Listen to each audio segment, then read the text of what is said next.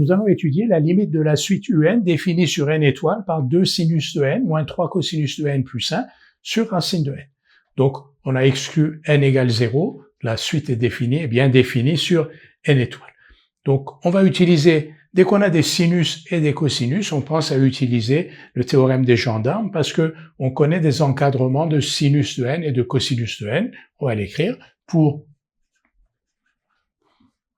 tout n de n étoiles.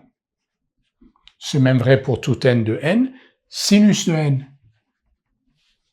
est compris entre 1 et moins 1, et cosinus de n aussi est compris entre 1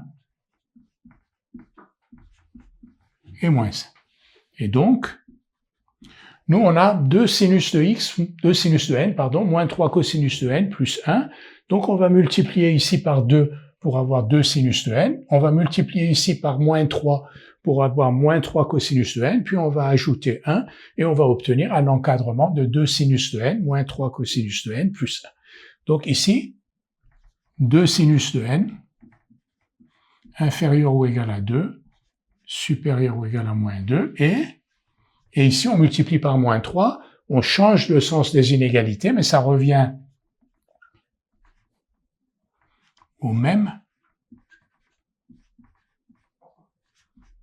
c'est-à-dire que moins 3 cosinus de n est compris entre 3 et moins 3. Maintenant on va additionner ces deux inégalités. Donc, on va additionner ces deux inégalités et rajouter 1. Donc, on va l'écrire dans le détail. Moins 2, moins 3, plus 1, inférieur ou égal à 2 sinus de n, moins 3 cosinus de n, plus 1, lui-même inférieur ou égal à 2 plus 3, plus 1. C'est-à-dire que un est donc compris entre 6 et on va diviser aussi par racine de n.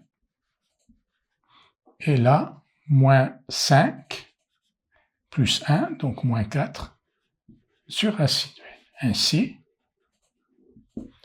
un est donc compris entre 6 sur racine de n et moins 4 sur racine de n pour tout n appartenant à grand n étoile.